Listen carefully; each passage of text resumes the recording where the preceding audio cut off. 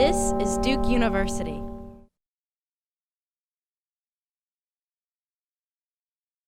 Okay, good evening. My name is Greg Victor. I'm the Executive Director of the Duke Career Center, and welcome to tonight's Exploring Careers Across Industry with a focus on technology.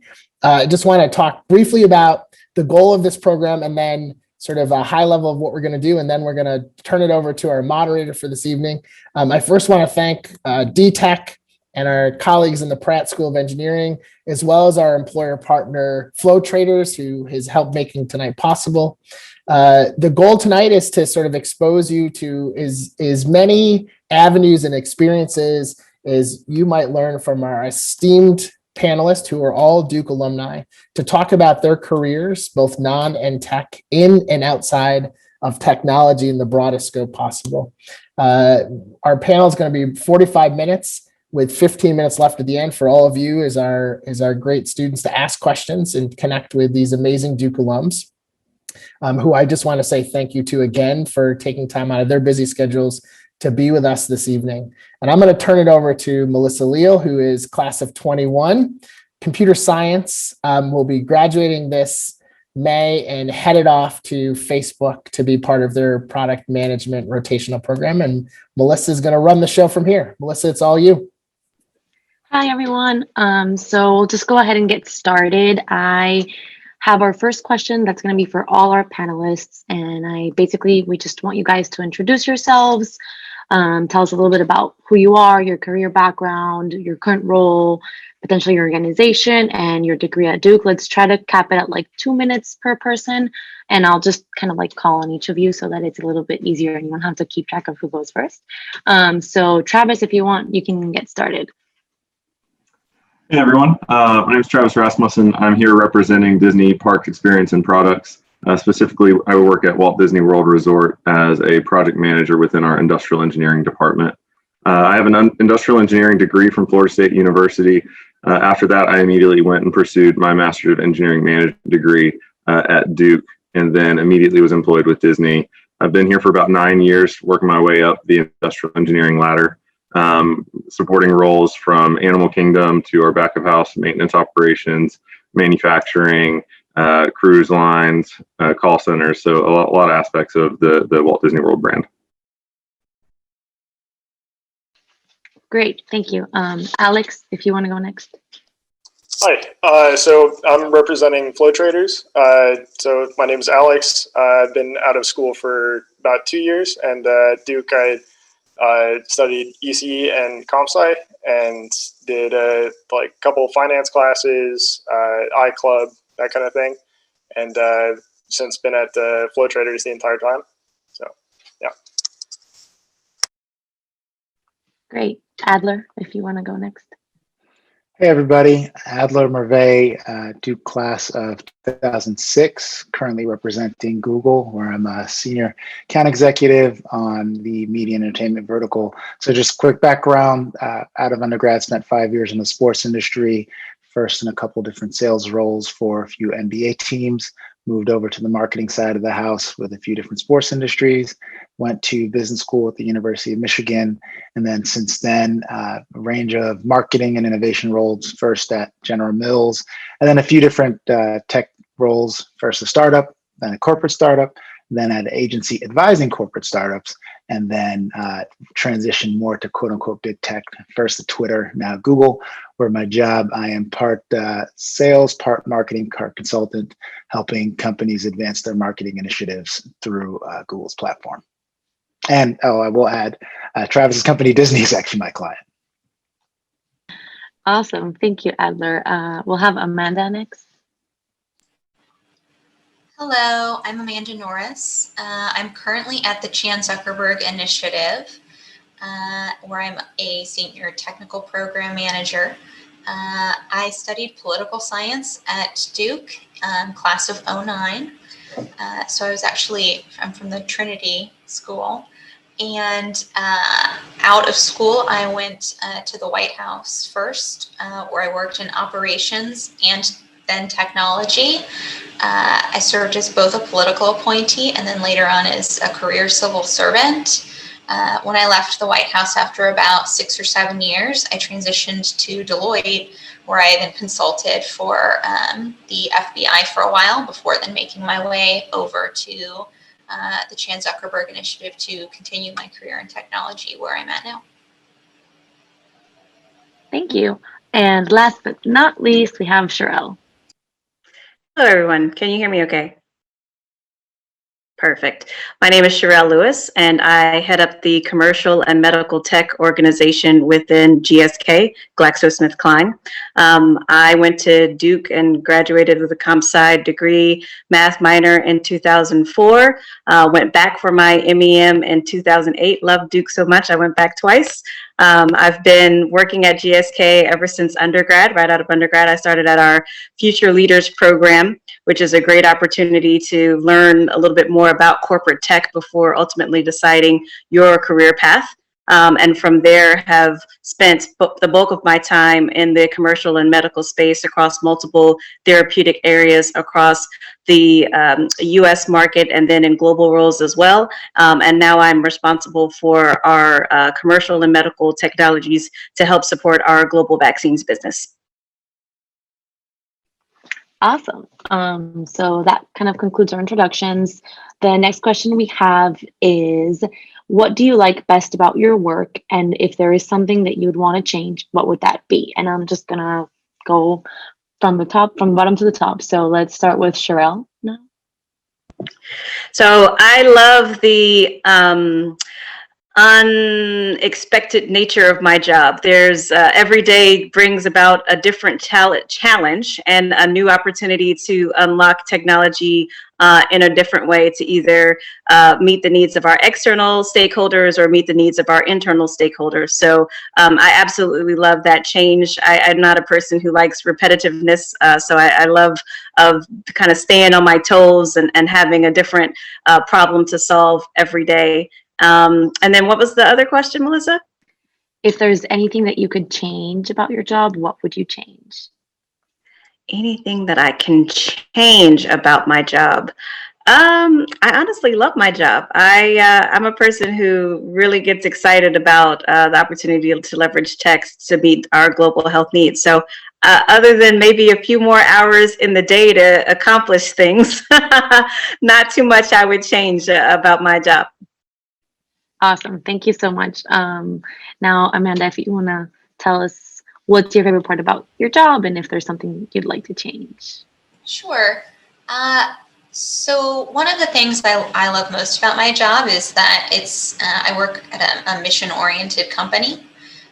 And so I get to use technology to solve these big mission-facing problems, and that all of the people that I work with have similar view, which is that we're working for something that's in part trying to help the greater good. And for me, that's very important to who I am, and it's very inspiring. So it makes the work in a way easy.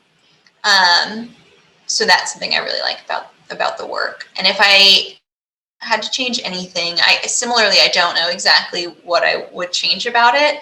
Hours in the day is probably a good one. Yeah, I don't know that. I think I'd have to think on that one a little bit more, to be honest. Sounds good. Adler. Okay, so things I like about the job. So I like to think of myself as kind of a marketing nerd and business nerd. And so one of the things I do like about my job is that I don't think, rather I'd say you're hard pressed to find a company that helps drive as many parts of other companies' marketing challenges that Google does. And then I think part two, because we do so much of that work for our clients, it's a great opportunity to learn so much about how their businesses operate and what drives value for their businesses. So that's probably what I most enjoy, that kind of feeding the business and marketing nerd side of me.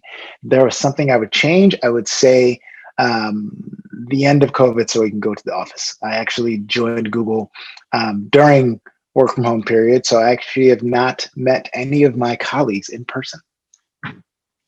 Wow, that's pretty impressive. Alex, do you want to go ahead? Yeah. So I would say what I like most about the job is like the problems that we solve are like really interesting and really engaging. So kind of like draws back to like kind of APT type problems, like from comp sci like 201, where you just have something that you need to fix or a specification to do it, and like kind of getting like a lot of those problems like throughout the day and like really keeping your mind sharp is something that I like a lot about it. And also there's like an extreme amount of ownership that you kind of take on when you're trading at Flow. And like even like 2 years into the job, like I have a ton of responsibility, and so it can be like really stressful, but it's also like you can be like very proud of what you've done after the fact. And then yeah, echoing what Adler said, like if once like the vaccine is all distributed, then we have some like really nice extracurricular activities at Flow that would be nice if it started up again. But yeah. Thank you, Alex. And then Travis. Well, I think mine's somewhat of a mixture between Alex and Sherelle in the sense of I love the diversity. I work as an internal consultant, and that means that we get to work on a variety of problems. But I think the fun that comes with that is the success of being able to see your wins all over property. We have a large property and a lot of area to go back and be able to say, hey, I left a legacy here. And you can see it all over property as you work through your projects and find savings and new innovations and things like that. I'd say when I think about the things that if I could change, I think right now I've had the fortune of being with the same company in the same even department for 9 years, which is rare.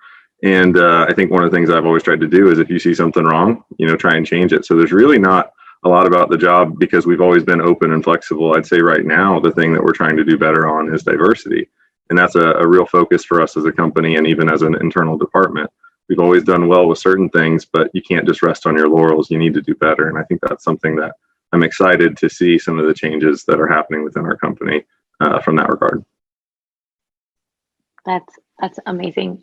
Thank you all for sharing that. So the next question we have is, do you think completing a graduate degree was advantageous to get to where you're at right now, and why? So I think out of our panelists with graduate degrees, we have Travis, Adler, and Sherelle. If I'm missing anyone, feel free to butt in. If you want to get started, Travis, and then we'll work our way down. I'd say it was necessary for me because I think it depends on everyone's situation. What are you trying to get out of that said graduate degree? And I knew that I had a strong leadership resume, if you will, coming out of undergrad, but I knew that Florida State University and the industrial engineering program there, no offense to it, wasn't going to get me the job that I wanted. And so I wanted to come to Duke and I wanted to learn more. And I think that Duke carries a lot of weight with its name, but even more than that, it really set me up for success once I got here into the corporate world. A lot of universities have great relationships with Disney. And so I was coming in new and I didn't understand the business world. I didn't understand what executives were looking for. If it weren't for what I learned at Duke, the case studies, the business consulting, everything applied directly. And it allowed me, I don't know if it helped me get my foot in the door necessarily, but I definitely think it allowed me to be more successful once I've gotten here, to separate myself from my peers, to set myself up for success within my company and for future endeavors as well. So yeah, I would not be where I'm at. I think about that a lot of the time is where would I be without Duke and this degree? So I'm very grateful for it, and it definitely helped me. Thank you. Adler, do you want to go next? Yeah, so do you need the graduate degree to have the job I have? Short answer, no, it's not necessary. I will say that one thing about business school, it's probably the most ambiguous graduate degree. If you go to law school, there's a high chance you'll be a lawyer. You go to medical school, there's a high chance you'll be a doctor. And I think one of the benefits that business school provides, one, certainly the learning, the kind of very fast kind of acculturation into different business settings and industries. It makes you a very flexible, kind of agile business person. Doesn't mean you're an expert in any particular field, but it sets you up to choose any particular field to become an expert. And I think beyond that, it also gives you some because of that, it gives you flexibility to be able to navigate different industries and spaces. And that's where the benefit has been for me. And so, no, I don't think you needed my degree to get this particular role, but I do think that my degree has helped me in my particular journey and likely gives me more flexibility than others in my role in what I may want to do 5, 10, or 20 years out. Awesome. Thank you. Sherelle? Yeah, I would agree that I don't necessarily see it as a requirement. I do think it's been a differentiator in my career path as well. And the more senior I get in the organization, the more I find myself kind of leaning into some of the strategic thinking and some of those elements that we did have the opportunity to kind of build that muscle and flex as we were going through those case studies, just like Travis said. So not a requirement, but I do think the strategic thinking part of it, the ability to break down complex business problems into tangible sequence of problem solving, getting a team motivated behind that vision and that direction you're setting and things of that sort, I do think has come in handy. And then the other piece of that, I would say, is just the personal element to it, is really leaning into that network. And I probably didn't do as much as I should have from an undergraduate perspective, staying in touch with my professors and staying in touch with my classmates and things of that sort. But I am trying to do a better job in terms of my my network with the engineering master's program that I participated in, which is part of the reason why I ended up on a panel here today, for example, as the MEM program connected me. And I'm continuing to try to leverage that network and keep those established relationships alive. So I think it's been beneficial from a professional perspective as well as from a personal, because you never know where your chapter 2 is going to take you. So keeping that network alive and being intentional about it, I think, is also going to continue to benefit me as I progress. Amazing. Also, just want to clarify, if anybody has any other comment and you want to add in, feel free to just interrupt me and kind of say oh, I have something to say.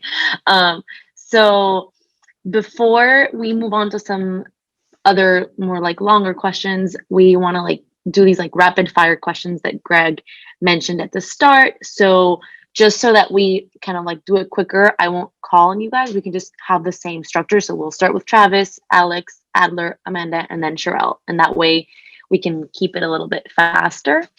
Are there any questions about how these will work? Any? No? Okay.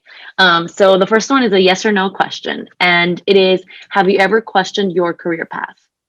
Yes. Alex? Sorry, had issues there. No. Yes. Yes. No. Awesome.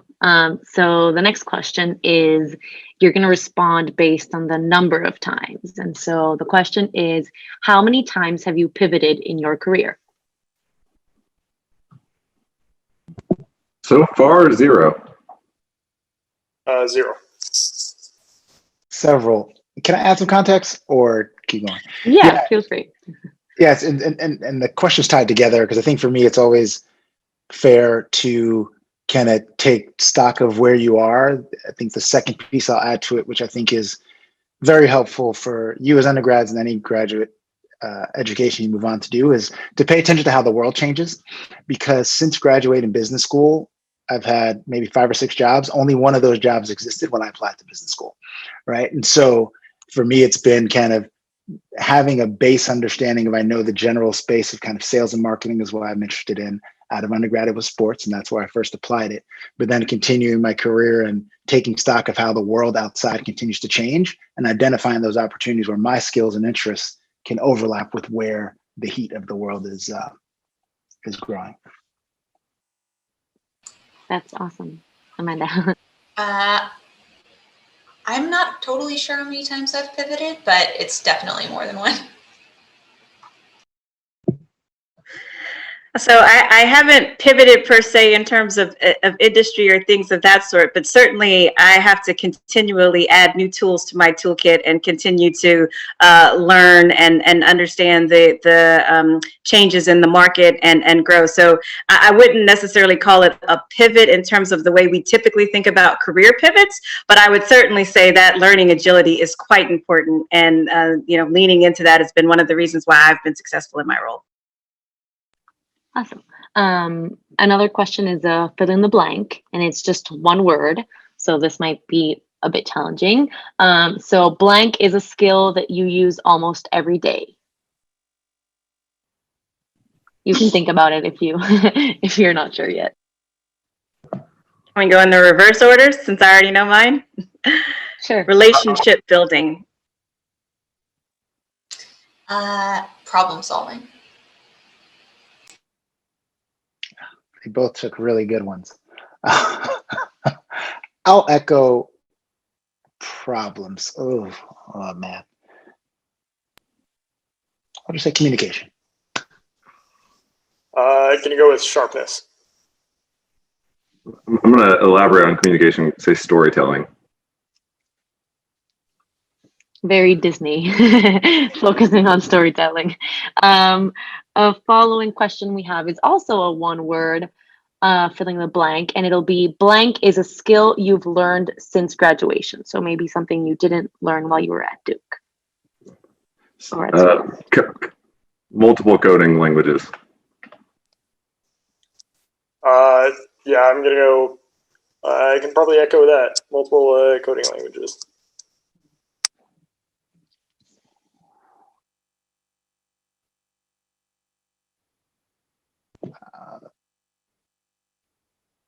Leadership. I work in technology now, but I actually learned most of my tech skills after Duke through being self-taught. Though, just to clarify, that the education I got at Duke served me incredibly well in my first job out of college. So, yeah. I'm going to say diplomacy. Awesome.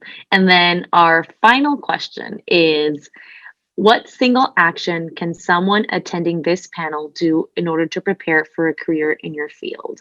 So maybe take a specific course or a specific skill that they got to practice, or network with a certain kind of person. Those are just some kind of guidelines if you guys need any help answering this question. Tangible experience. I think I'm going to elaborate a little bit what I mean by that. But is we have hopefully as we come out of this COVID world, plenty more co-op and interning opportunities arise, and I think taking advantage of those, especially the Duke brand, to get you high quality leadership opportunities and where you're getting real world experience. You're not just doing tasks. You're trying to understand what that career is going to look like, but that way you can sell yourself to those employers and say, this is a co-op, this is an internship, but this is real world experience. This is a direct application of what I've learned and how I can add value to your business through this example. Yeah, I'd say one thing that would be like very beneficial is to just build something. Like, could be anything, could be like related to code, but just like see a project through from start to finish. Because I'd say, like, at my role, there's like sometimes like almost no direction. You just know that you have an end goal, and like how to get there is kind of like you have no idea. So you just have to like work towards it, and there's gonna be things you like learn along the way. But it's just really important to have the skill set to follow something through from start to finish. Can I give two things?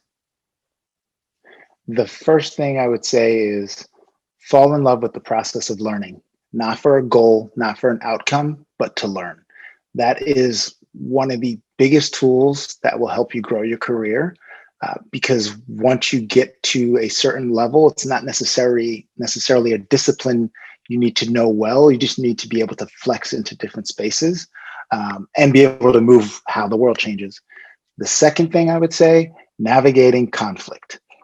if you're going to do anything in your life that is worth anything, you're going to have conflict. Learning to navigate conflict, understand different stakeholders and what they care about, effectively diplomacy, like Sherelle talked about, but navigating conflict. So falling in love with learning, navigating conflict.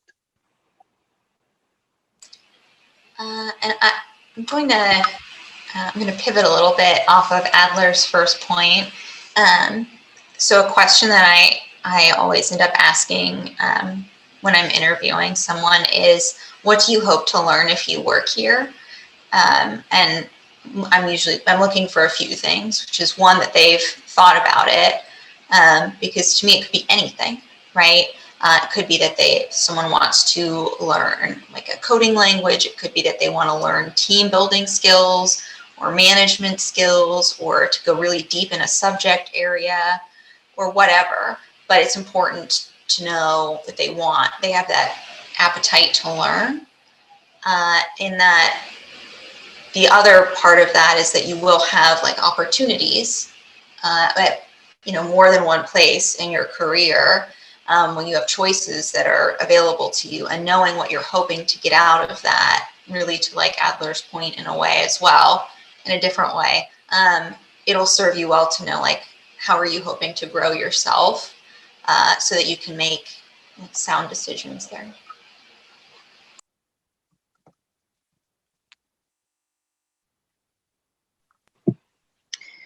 I don't know if I'm the last one, but I'm honestly still chewing on the advice I would give here. The knee-jerk answer that came to mind was really lean into understanding the industry that you're seeking.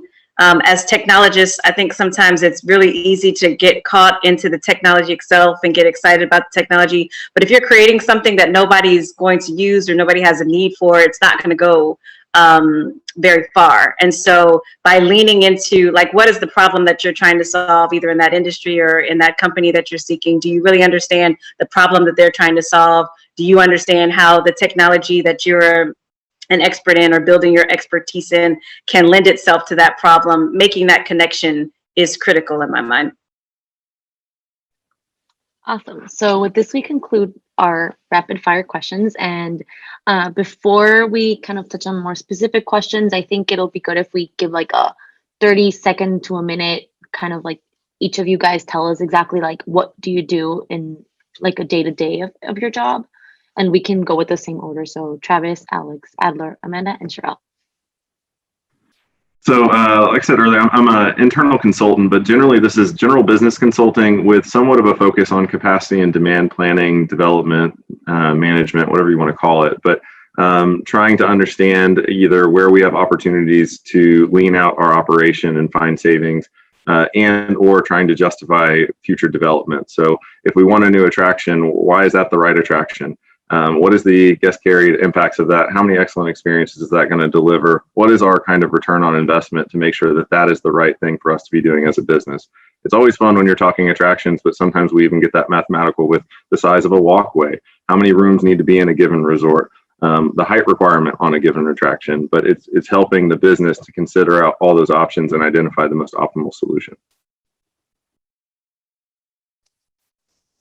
Yeah, for me, my day-to-day generally depends on whether or not like everything is chaotic or not. And just for color, again, I'm a trader, and so if everything is chaotic, then I'm probably going to be like monitoring trades, making sure that like strategies are making sense, doing what they're supposed to be doing.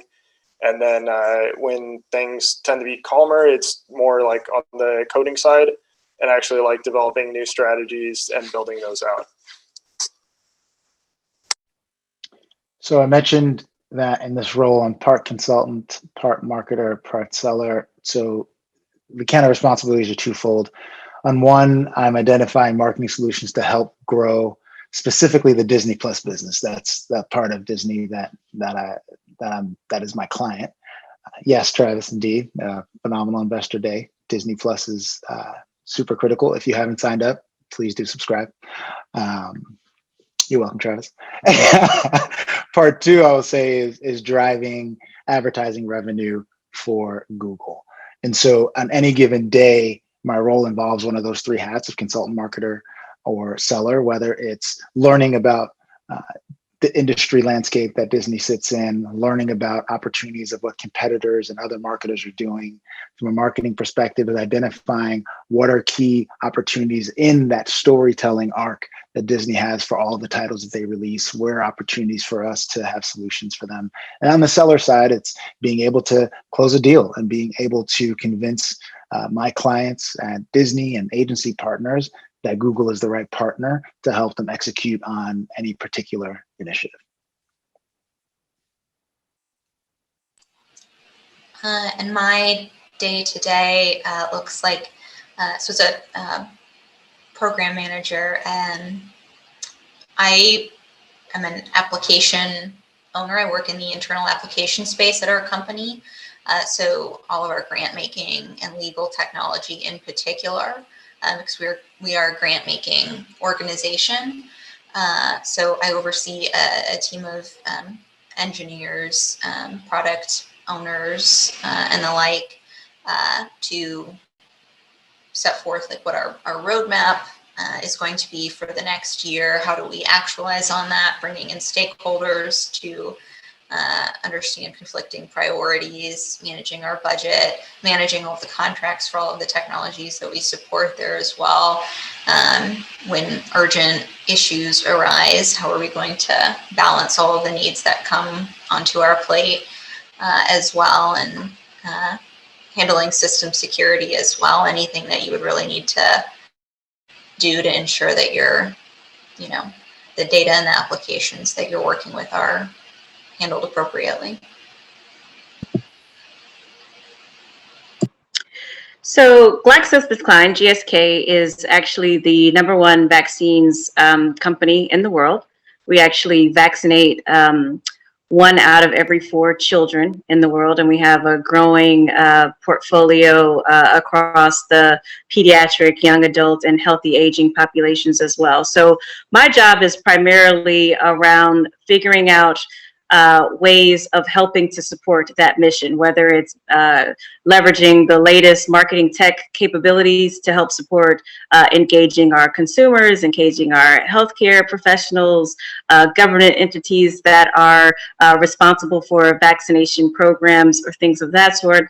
And then there's also a specific focus on innovation and how, from an innovation perspective, can we help support that mission as well, driving emerging technologies, AI, ML, to help improve our supply chain, for example, or other things that we do to help support data-driven decision-making from operations on both the commercial side and medical side. So no 2 days are alike, and it's all about unlocking the full potential of our technologies to help support our global mission, health mission.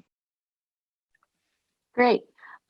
So another question that we have for you guys, I think this would be best if everyone answers, or if you guys also don't have really something to add, we can skip you over, no problem. But the question is, what new developments or changes or outlooks do you have foreseeing in the future, like in your field, that you expect to change in the next 3 to 5 years? So things that maybe students could start to prepare for and kind of like get ready if you foresee these changes. I think for my industry specifically, with being an industrial engineering consultant, we're kind of on this identity crisis right now of, are we data scientists or are we data analysts?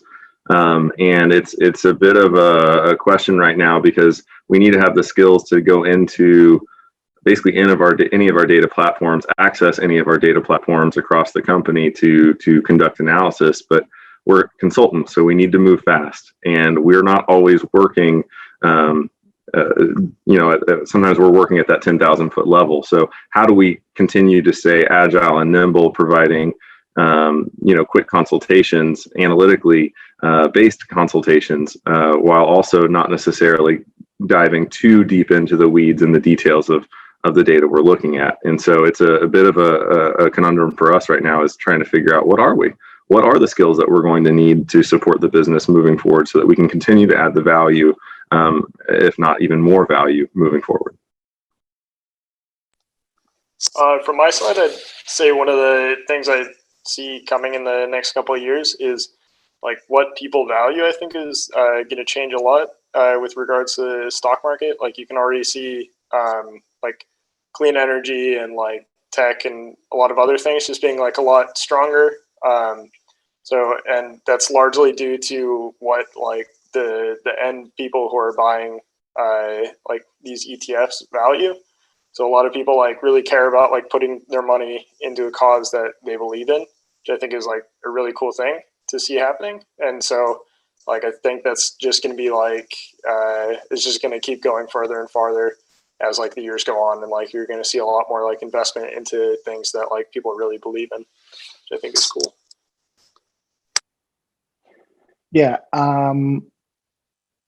As a kind of lead in to answer my question, I think one thing that's fascinating about technology is everywhere in many different industries, but there are still, in many spaces, there are still fundamental questions about the core industry that exists. So for example, Google, we're a technology company, but we're also a media and advertising company, right? If I use the example of like Alex, who's in finance, Robinhood or Betterment, it's a fintech company. There are technology questions, but there are fundamentally finance questions. Same with Amazon, technology company, fundamentally retail questions.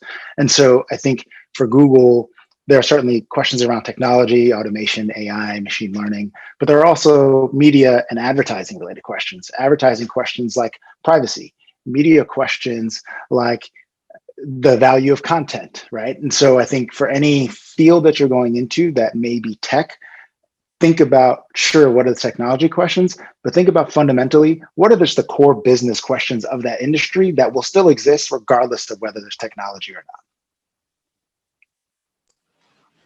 And I'd add a little bit to that as well, if that's all right. But something that I think is a little bit harder to find than people may think is are individuals who have really strong competencies, both like in technology and being able to work like complex process or business process or those type of things at the same depth and together. Exactly. Because usually people have a strong competency in one or the other. And so if you feel like you have strong competency in one, brushing up a little bit on the other could probably serve you real dividends potentially in whatever field you do, in whatever industry that you're in. Because to Adler's point, and I think to the point a lot of folks were in a way making here, like that is something that is always in demand no matter where you are, and will always help make you stand out. Regardless of if you're an engineer, a program manager, whatever industry you're in, it's just really beneficial. And I could probably spend a whole hour talking about how the healthcare industry is being disrupted in this particular moment, as we can all appreciate as we're sitting here at home on this virtual call. But yeah, there's so much going on at the moment around COVID solutions. There's so much going on in terms of pivoting to virtual healthcare options. Telehealth has just skyrocketed within the last 9 to 12 months. We're seeing significant entrance of new players, which is not necessarily always the case in pharma, just because of typically the startup costs and things of that sort. So, I mean, the healthcare industry is being completely disrupted. And going back to that whole point that I know has come up a couple of times in this point, that process of learning and that constant seeking out new information and how things are changing, what's happening externally, what's happening internally, how can you connect the dots and then figure out the next step. It's a very important part of where we are with this significant level of disruption that we are experiencing. Great. So we'll close it off and open up to student questions with this last question. And so our final question is, what is the best piece of career advice you have ever been given? And we'll ask all of you guys to answer that so we can keep the same structure, same order. I'm going to keep it Duke based. And one of the things I learned was you need to differentiate yourself and be fearless when you're doing it. I had what I thought was a fairly strong resume, but you can very easily get lost in the shuffle or lost in the mix. So how could I differentiate myself to apply to a company as big as Disney, somewhere that at the time was, my dream. It's where I wanted to work. It's where I saw myself. And one of the things they taught me was, be fearless, go out and get on LinkedIn, get out and meet people. And I actually ended up sending a random email after seeing a YouTube video for the director of the industrial engineering department. I sent a random email. I was like, I bet it's a big company. I bet it's first name dot last name at Disney.com. And that led to one day I was walking to class and I skipped that class, talked to a recruiter for about an hour, and then led to a interview that, led to something. It led to a career. But I think that really set me up for where I'm at today.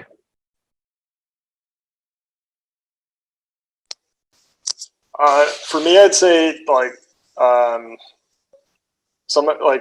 somebody told me is just study things that you think are valuable and just pour all of your electives into something that you can really care about learning. So you're focused and don't electives are free classes. So I would say don't throw those away on trying to get an easy A, and just take your time at Duke to really focus on learning as much as possible, and of course have fun. But yeah.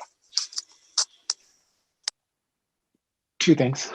I'm sensing I'm a bit of a rule breaker, dropping 2 instead of 1. Under promise, over deliver. And the second thing is even more simplistic, but it'll get you further than you think. Do what you say you will. Just follow through on your word. Both gems. These are all really great. This was some advice I got that was some doors you walk past or walk through won't open to you again. And that the further you get in your career, the more cognizant you need to be of that. And so that was something that was useful for me to hear at that point in my career journey.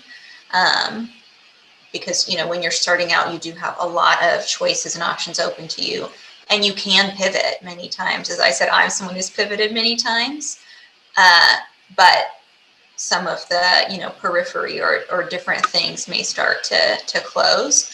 And it was just helpful, I think, for me to keep that in mind at a certain point. I'd say take the leap. Lean into the things that scare you. Don't be afraid to take on those assignments that are absolutely a stretch from where you are, because that's where you're going to learn the most. And you're not going to have all of the answers day one, but that journey is going to shape you and polish you in very valuable ways. So, don't play it safe. Take the leap.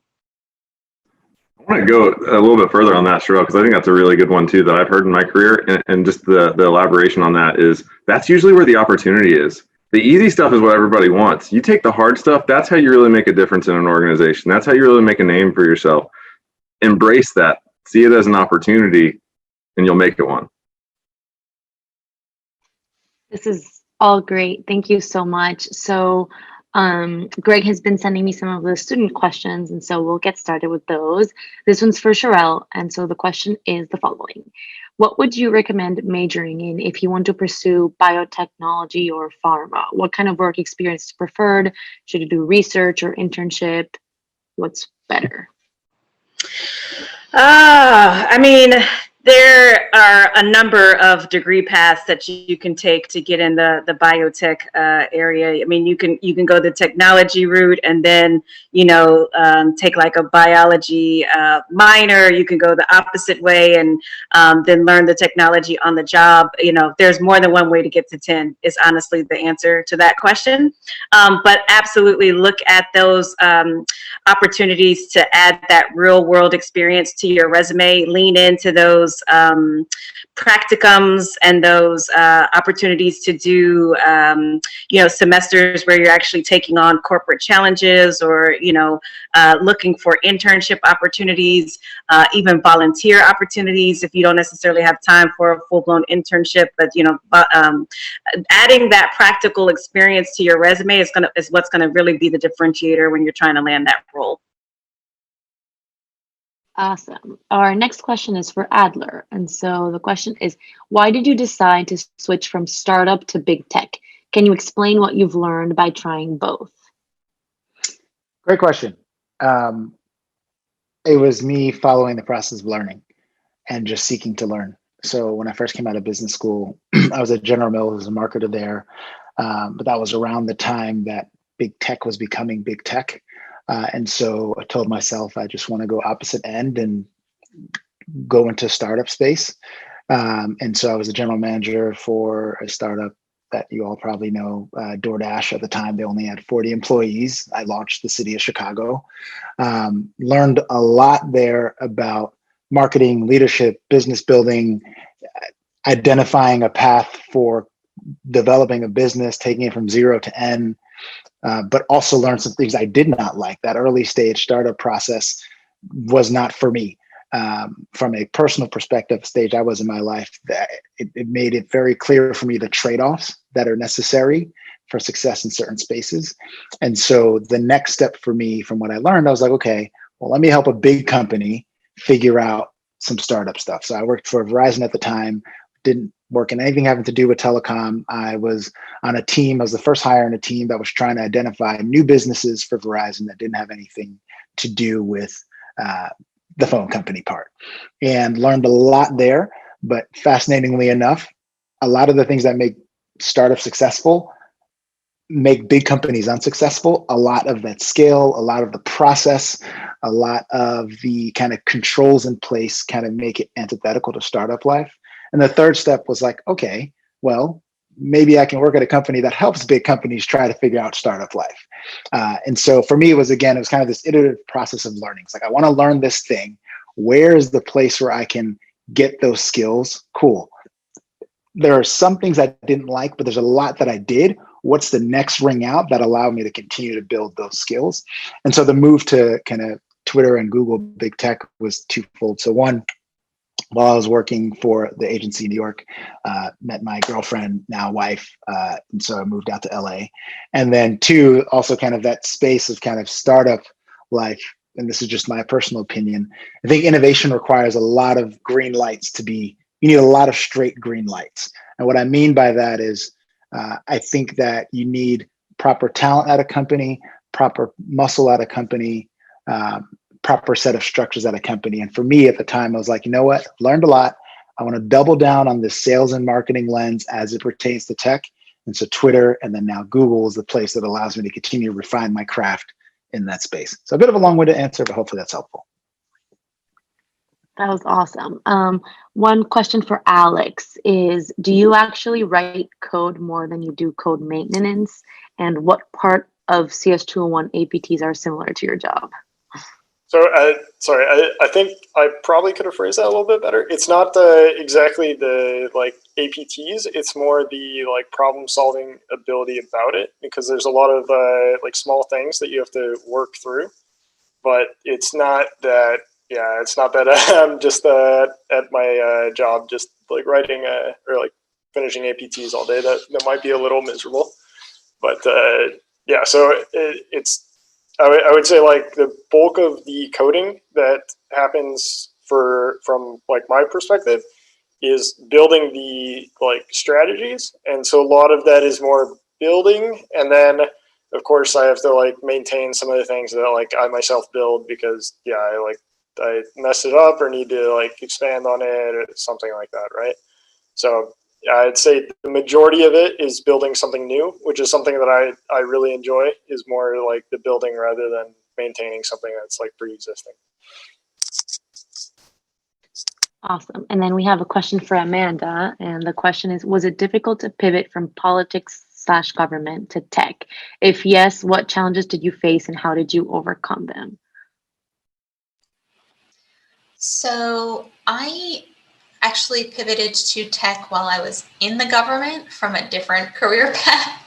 I started working in operations when I joined the government, and then I saw an opportunity to move into the tech space while I was working at the White House because this was probably back in 2012, and the tech scene there was a little bit antiquated, and so wanted to introduce like agile contracts and things like that that weren't there, beforehand, and cloud technologies that they were worried about using.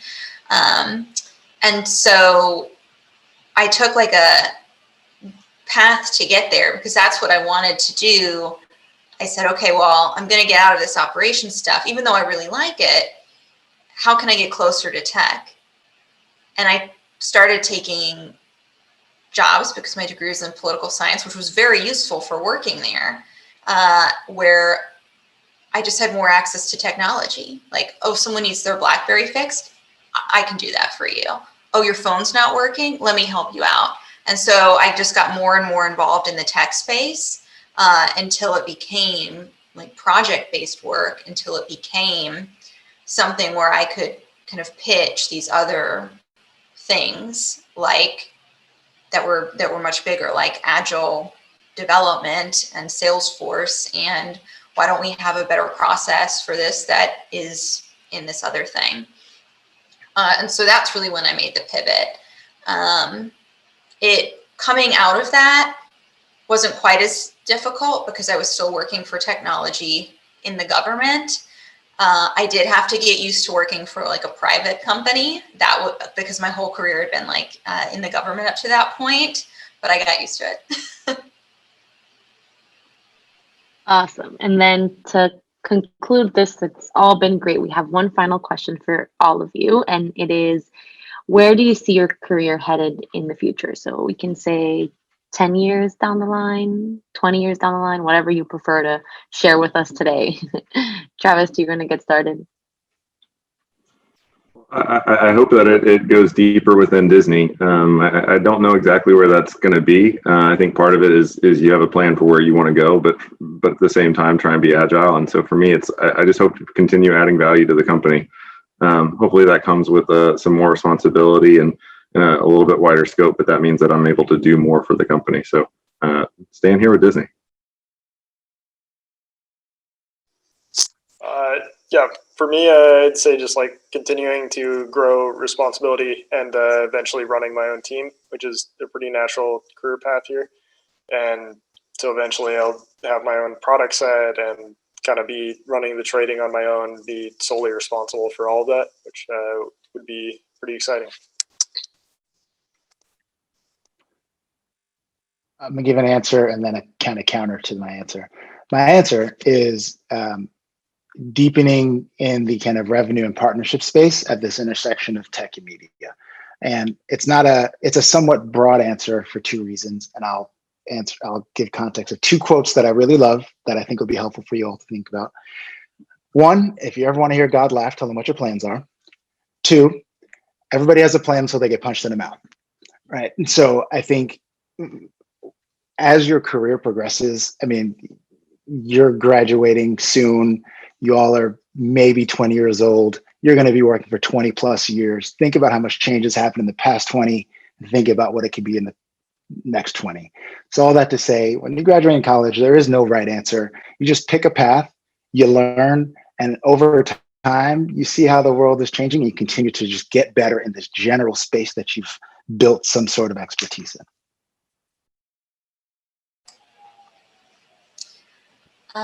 For me, I will probably try to continue to deepen my service in mission-based companies, or whether that's in the private space or in the public space, and kind of go back and forth as it makes sense. So I'm very service oriented in that way. And I think technology is a really powerful tool to be able to advance a lot of that work. So. And my answer is very similar to Adler's. I, sincerely hope that in 20 years I will be still doing something that I completely love and is fulfilling the same way that it is today. I don't know if that's going to be in the healthcare industry or somewhere else. I had originally actually planned on teaching, was my original career path. I was supposed to get a PhD in mathematics and teach, but 20 years later, that's clearly not the case. So again, open to whatever life brings my way, and just sincerely hope that it will continue to fulfill me and that I will absolutely love it the way that I love my job today. Sherelle, you can always come back for degree number 3. Right? Hey, or you can hire me. So I just want to say an amazing, huge thank you to our rockstar panelists for sharing their insights, their career paths, what they've learned, and for giving fantastic advice. I want to thank Melissa for being an exceptional moderator who made it look really, really, really easy. To our partners in DTech and the Pratt School of Engineering and our employer partner Flow Traders. And there's so much good information here to take away. And I encourage folks to process and to reflect and think about it. But there's so many that I want to reflect on. But I think Adler said, when he said an iterative process of learning, that's how I think about career and the journey that we all take through this process, right? It's an iterative process. Some of us pivot differently. We pivot roles, we pivot companies, we pivot, in Travis's case, right? He pivots within that organization several times. So think about it that way. It's about changing. It's about learning. It's about taking steps. And I'm grateful to each of you for taking time with us this evening, for sharing your expertise and advice. The one thing I've learned in my 6 or 7 months at Duke is Duke alums are the best across the board. And I am grateful for your time and energy and the gifts you shared with us this evening. And I wish you all a fantastic night.